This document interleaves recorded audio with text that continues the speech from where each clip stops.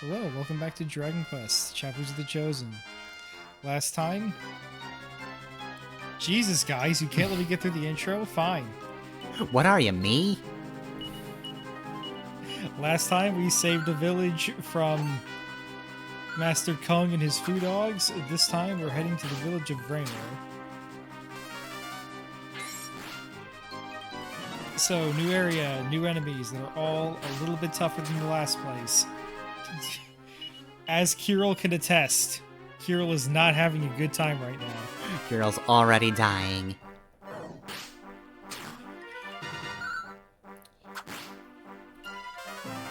Bullfinches have pretty high attack, so you gotta look out for them.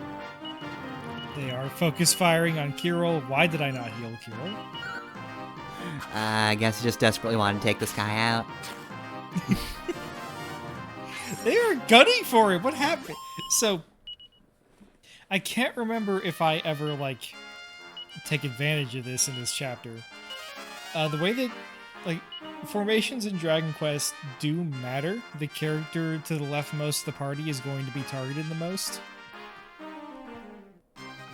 In most cases. Yeah, not in this last battle, but in most cases. At some point, I really should have moved Kirill over there, because he doesn't hit as hard, but he's a little bit tankier than Alena. Especially towards the end of the chapter.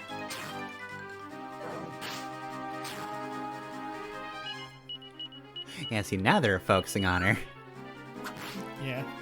As you may have noticed, Alena is taking less damage than Kirill was. But Kirill can equip better armor than Alena. So eventually it'll make more sense to use Kirill as the tank.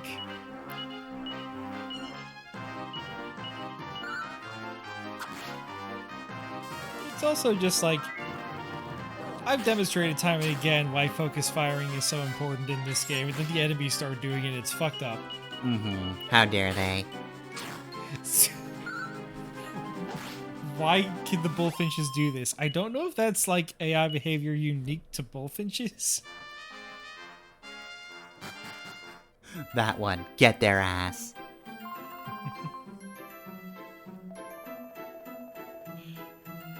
Alright. New town, new plot hook. I wonder what's going to happen here. Oh, hey. Oh, hey, that's nice. Wait, he didn't give us his gift, though. Well, we need to go to the inn first. Game really wants us to go to the inn. Huh?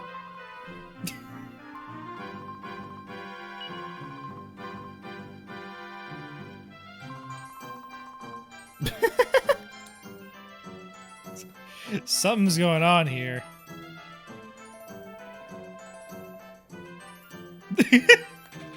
That guy sucks. Kirill. He's not good enough for you, queen. Kirill is just a reply guy.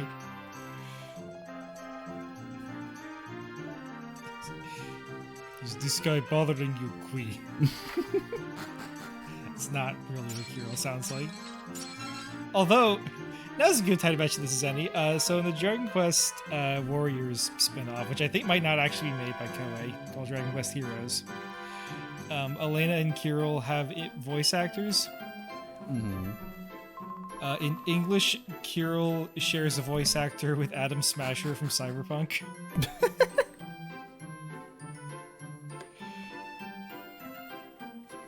Anyways, you've learned about the Amulet of Transformation. You know where is my dog? Word of a fake transformation amulet. I got nothing. Let's keep exploring. Look at all the armor we can't afford. We can get those wooden hats, but nothing else. I forgot we actually bought one. Kirill, you're going to need this if you keep getting mauled. Yeah. Kirill, I noticed you are having trouble on way here. Here, hard hat. Protect your head. It is your most important feature.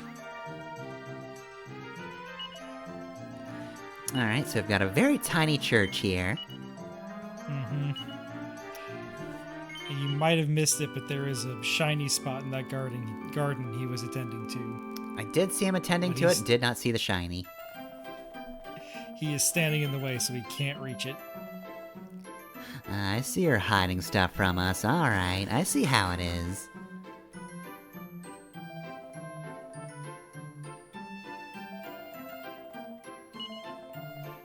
Wait.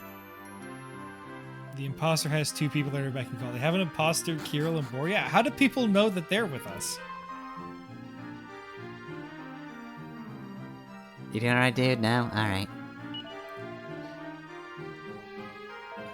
The Seraph is kidnapped. I don't know who you are, but help the Seraph now.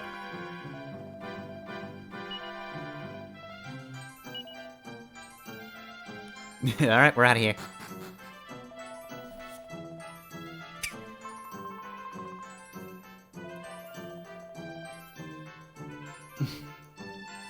Man, that's not even the real one.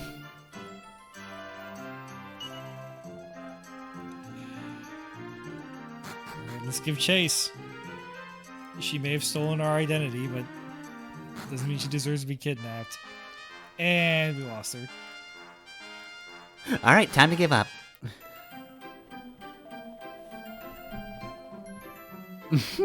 Boria, what is your deal? Boria is such a fucking, like, Russian stereotype. It's just like, yeah, duh, bad thing happened. Fuck them kids.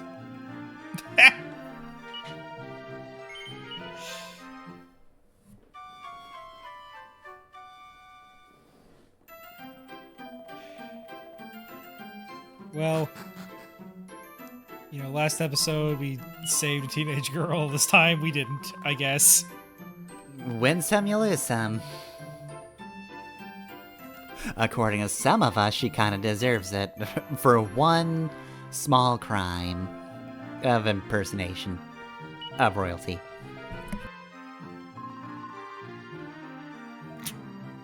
I'm sorry, I just don't get tired of the, oh no, the princess is kidnapped. I'm just picturing it keeps cutting back to Elena's face every time they mention. I'm thinking just a real : face, just the most neutral expression possible.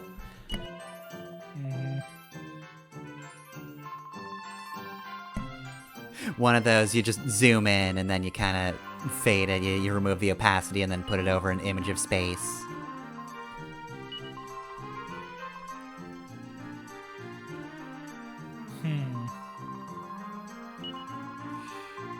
It appears the ransom they want is the armlet of transmutation.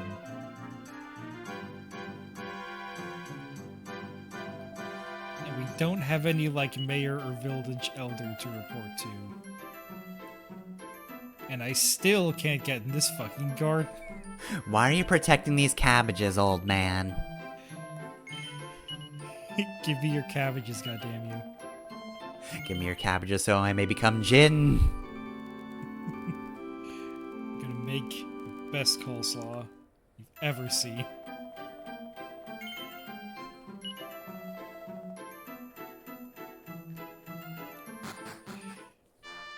Anyways, they mentioned that the armlet is being held in a cave south of here, so let's head south of here. More of these. Bullfinches, we have work to do. Someone just got kidnapped, bullfinches. Don't you care about that?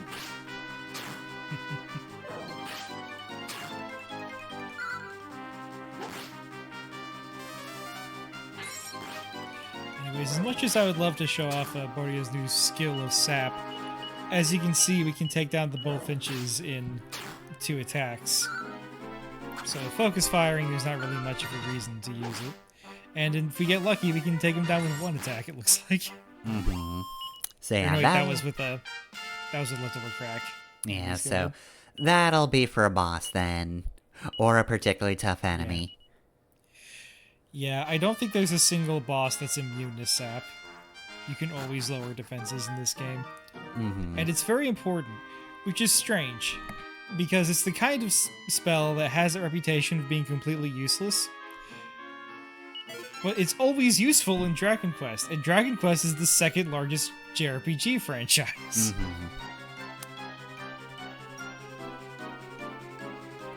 Also, there's no way to control for this. Sometimes this just happens and go fuck yourself. Oh god, Moria. Oh god, Moria. Moria.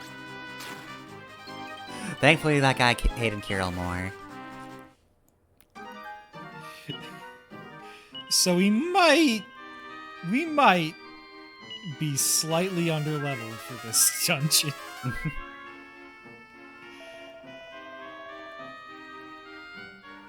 Alright, time to train. I swear at some point I will cut down or cut out the grinding sessions. But at this point, I just want to create a contrast between Alena's chapter and Ragnar's chapter. Because at no point do we have to grind. Yeah, Alena has to do just a whole shonen montage every time she comes to a new area. She has to pound the ground and go, I'm not strong enough, and then leave and fight a bunch of guys and come back. Like, in a way, it kind of makes sense, because Alena is, like, naturally talented, but she's still a princess, whereas Ragnar was, like, captain of the guard. So it makes sense for Ragnar to be in a position where he can more or less just go from point A to point B his entire chapter, but Alena has to stop and actually get better. Yep.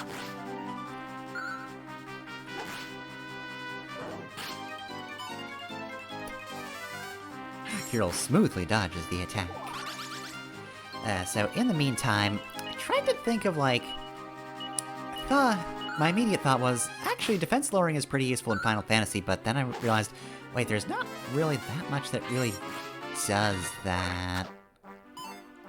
Yeah, what's the spell that does that? Yeah. So I was just like, okay, well, that's actually not a super important thing. I guess I'm just getting it mixed up with buffing yourself, which is very useful all the time.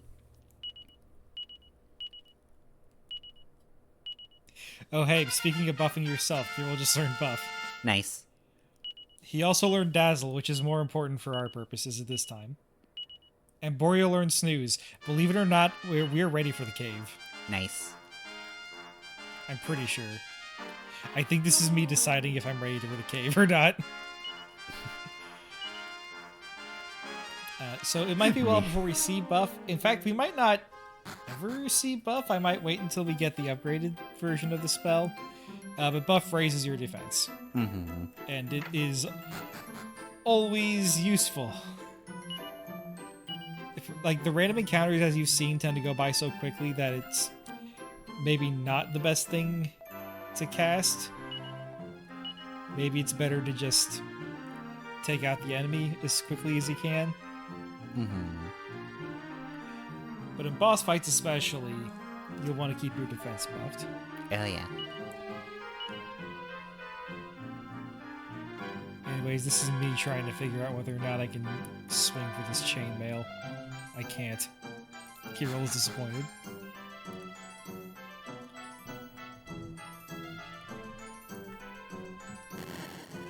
Oh, and that wasn't like me wavering. I just got stuck on the stairs. I like the way this game looks. This presentation style for Dragon Quest is pretty good. I'm glad the DS games look like this. But there are times where maybe things don't work the way you expect them to. Oh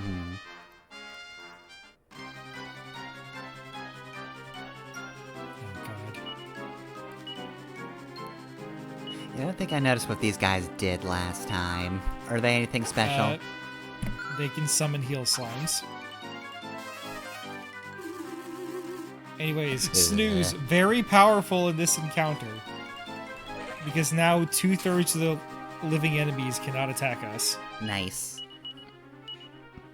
This is what will boost your survivability to get through that cave. And Alena got her first critical hit. No, I don't think she's at the point where she has better than everyone else's critical hit rate. Mm-hmm. But she will get there. Yeah, it's also nice that Snooze apparently just hits multiple guys. I feel like I'm used to initial spells always just only being single target. Gotta wait for the upgrade to make it multi-target. Though that's not usually true in actuality. I don't think that's actually that common in Final Fantasy. There's only sleep. There's no upgraded sleeps typically. It's a bit more common in like SMT Mm-hmm.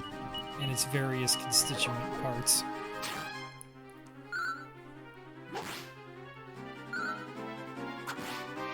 Anyways, the thorny devils are not as scary as the bats. That is surprising.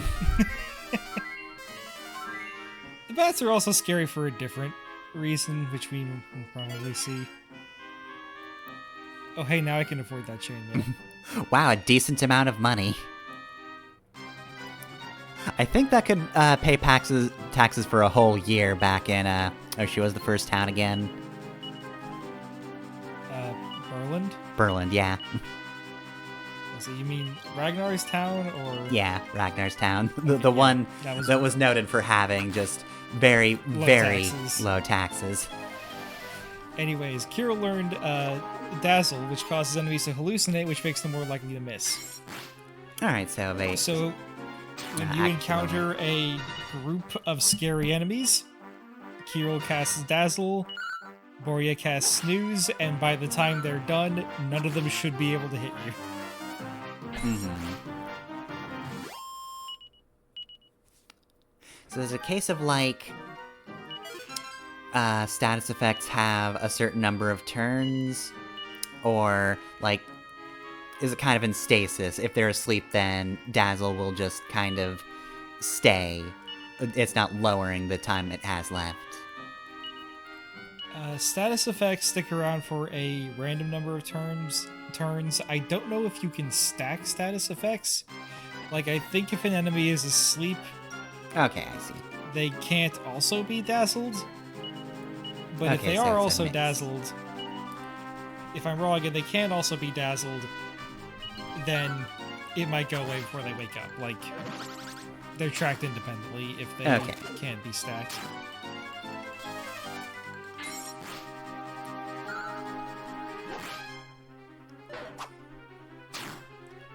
So far, the bats seem to be scary just because they like targeting Boria, whose health has not gone up all that much. Mm-hmm. He's old.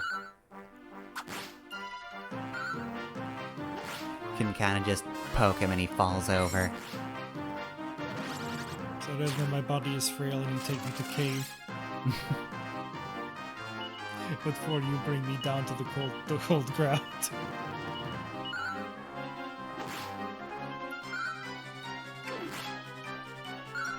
So after you see those stairs, you know what you don't see? A ramp. I'm going to trip and that will be the end of Boria.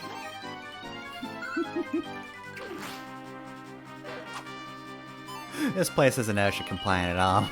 Completely unsafe. Anyways, I believe not last time, but during the first episode, oh wait, never mind, we have to level up first.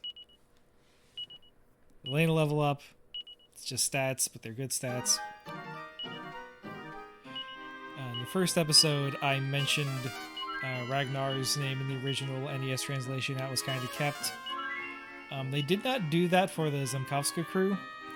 Alena's always Alena, but sometimes her name is transliterated as Arena. Mm-hmm. Okay, this is where you want to do the Dazzle Snooze combo. Past me. Why did you not dazzle them? Okay, maybe that's why. Anyways, Kirill's old name was Christo, and Boria's old name was Bray. And don't those just sound worse? Yeah. They're just the cheap knockoffs. We have Kirill at home. First of all, Christo and Bray are not as fun to say in faux Russian accent as Kirill and Boria. Mm-hmm. Also, is naming the old man that nobody wants to listen to Boria a little on the nose? I mean, maybe, but all the spells are onomatopoeia, so, like, I feel like things are just kind of wacky and in your face a lot. Also, maybe naming the priest Christo is also a little on the nose.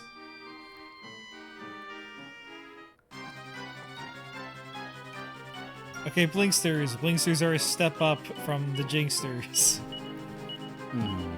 So we are hitting them.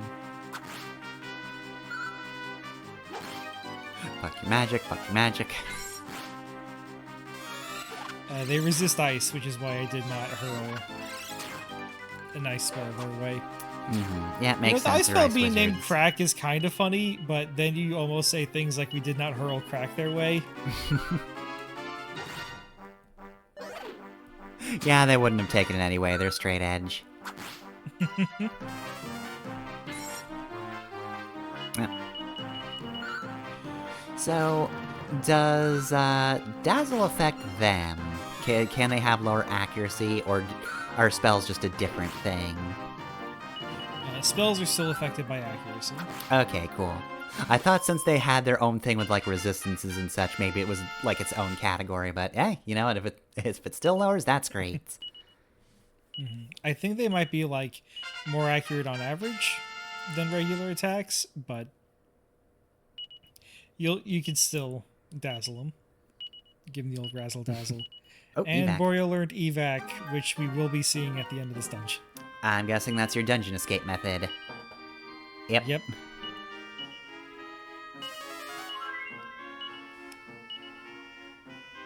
That's one of those things where it's like, you know, I like the conceit of this game that we'll be playing as different characters, but man, I'm not gonna want to lose that. Hey, every other group in this game is gonna have wizards, right? Wizards that will learn evac quickly. This is a scary group. Also, you may have noticed at the very start, one of the bats is already confused. It's also funny that the dazzle doesn't, like, cause them to go blind. It makes them start to hallucinate. Which is just funny to think about.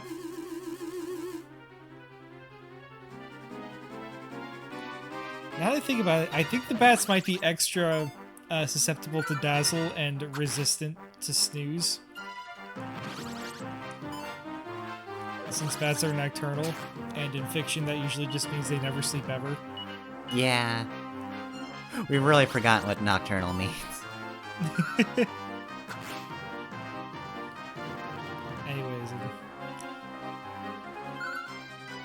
that was a weird text box. Anyways, I'm banking on that dazzle keeping us safe and not healing as often as I probably should to try and kill as many of these guys before the dazzle wears off. Yeah, it is weird that, like, dazzle's the thing that works slightly better.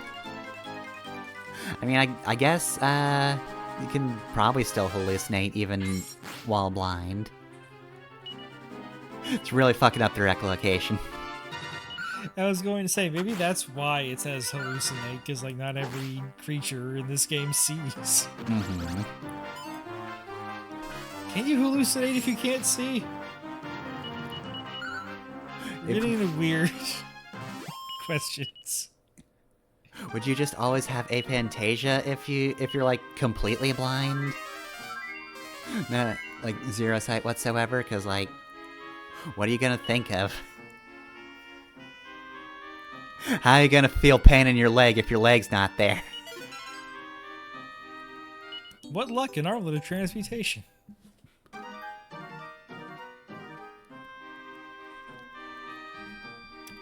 Alright, well, I could walk out of here, but what if I said... See ya. Yeah, no boss fight. Fuck this shit, Just I'm get out. the item and we fucking leave. Can we be the boss fight? Fungul, I am not in the fucking mood. Me and my little brother Fungal would really like to protect. Hey, you killed my little brother. What the fuck? Oh, now you're fucked. Here's my buddy Heel Slime. Ah, fuck. It's too late for me, Heel Slime. Run away.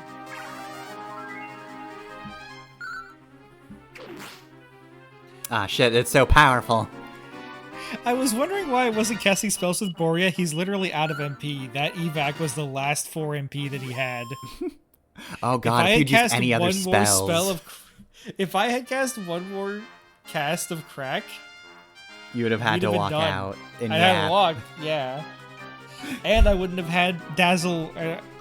Yeah, Kiril's out of MP too, so I wouldn't have had Dazzle or Snooze to get through the fights. Dang, cutting it real close.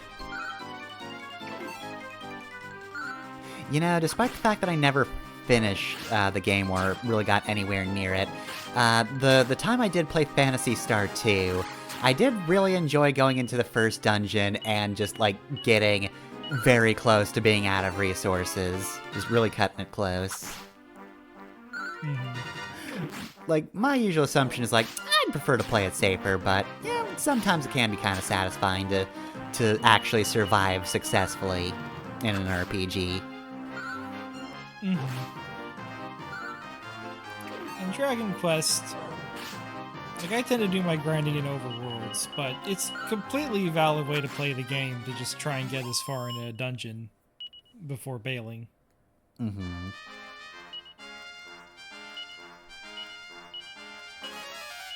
this might be when I realized, oh wait, I'm out of MP with everyone. Oh no. And you still kept walking. I still kept grinding. Alena, please, we're out of magic. Yes, but I can still punch. It is kind of funny to see the damage numbers from our 3 party members here, where like Alena's doing 14, Kirill does 8, and then Boria does 1. Boria's trying his best. Boria's best is not very good. All I know is crack.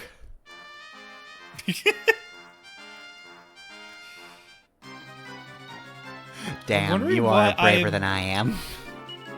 I'm wondering why I'm so desperate to get one more level up. Is there an event like the moment you enter town or something? I'll just spoil it. There really isn't. I think I'm just trying to get a leg up on the next dungeon because I got my ass kicked by this dungeon because I was underleveled. Yeah, I absolutely would have just gone back to the end like, alright. Because, yeah, we're pushing it with Boria, really. Please, I'm dying. So then I'm sorry about flippant comments I made about Kidnapped Girl. Alright, we'll go save her, please. Can we save ourselves first? Hey, I just remembered what I'm doing. The ransom note specified we have to be there at night. Okay. So I'm passing time, and I can't stay at the inn because that'll reset the timer back to the morning. And there's no stay until night falls. Yeah. Now, there is a spell to change the time of day, and Boria does learn it. But not anytime soon. This is not a Chapter 2 thing, then. I'm pretty sure you won't unlock it in Chapter 2. Unless if you're one of those weird people who just, like, grinds to level 99 the moment you can, which is an attitude I will never understand in my life. It's one thing if you're just doing it as a challenge run. Like, if you're maxing out your level on Destiny Island just because you can. Like, you play Kingdom Hearts 100 times and you just want to try everything you can. Like, whatever, I don't care. But it's weird to think that, like, this is something you should expect to do. Anyways, we have slapped bronze armor on Kirill. He's now considerably tougher than he was when we first arrived. And who's getting the chainmail? I'm just Alena. thinking. He's just stepping out with very large armor, like larger than him. He's got his cheeks puffed, and he's ready. Remember that one episode of Avatar: The Last Airbender where they put Aang in ridiculous armor for like one shot to make fun of like toy makers? Anyways, my genius plan is to use a Chimera Wing to go back to a place where there are weaker enemies, so we can walk around and pass time without having to worry about somebody killing Boria. My life is always in danger.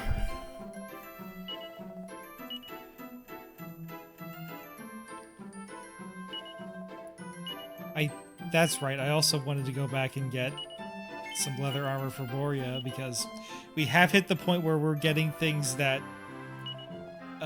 Kirill or Alena can equip that Boria can't. And we never got any leather armor to pass down to him. And he fucking needs every bit of defense that he can get.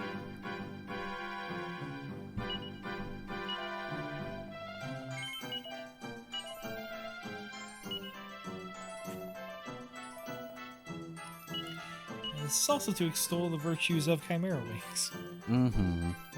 They're useful to have. Those were in Rocket Slime, right? We collected those, and they did the same thing, more or less. Yes, but there's only one town in that game, so it all just Yeah, it all just went to that one. I will say you learned the fast travel spell pretty quickly in every Dragon Quest game I've ever played. But you also always have access to Chimera Wings, so... Backtracking is not usually that big of a pain.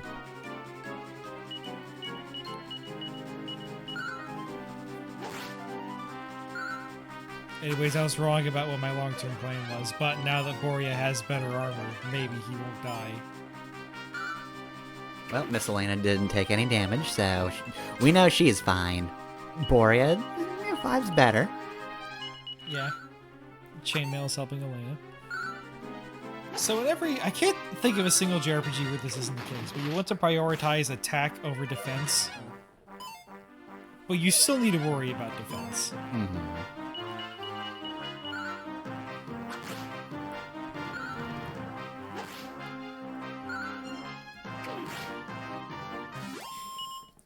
Alright, Boria, you feel like you did something? You got that one. Yay, Boria did it. Yay. Do not patronize me.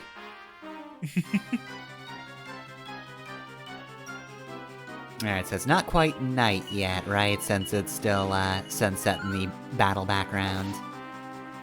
Yes, it takes bizarrely long for night to fall. I would have been fooled. I was like, it's nighttime, we can go to the village, but nope. Battle rolled in. That's a sunset. That's orange. I know what orange looks like.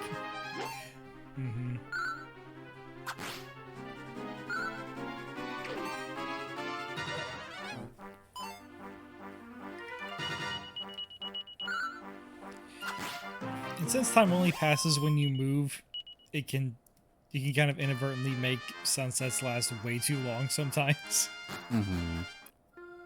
Alright. It's nighttime at the graveyard.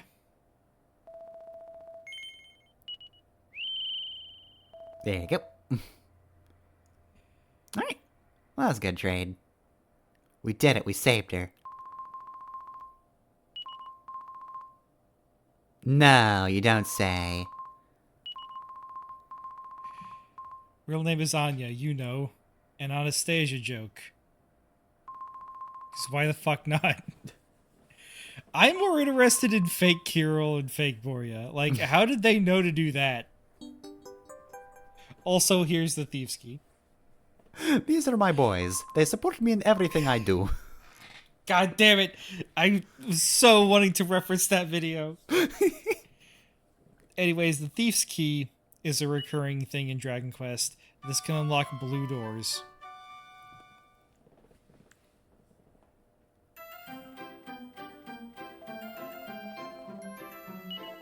I'm pretty sure in Dragon Quest 6, one of the first things you can do is buy the Thief's Key. It's a little silly. Whatever, just take it and leave. Especially if, like me, Dragon Quest 6 was your first Dragon Quest game, and you haven't had 6 games of build-up where you've had to earn the Thief's Key. Mm-hmm.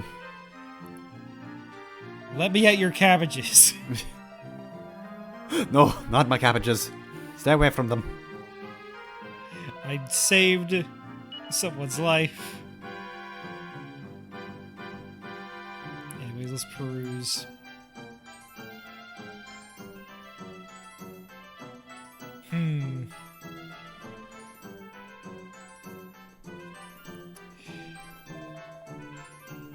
Considering how much time we just spent with Boria at 0 MP, even though, you know, a situation like that's not likely to come up again, I was tempted to get the hunter's bow just so he could do something.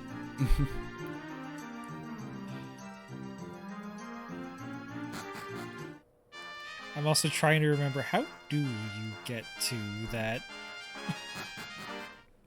cabbage patch? Always the fuss. Always making the fuss.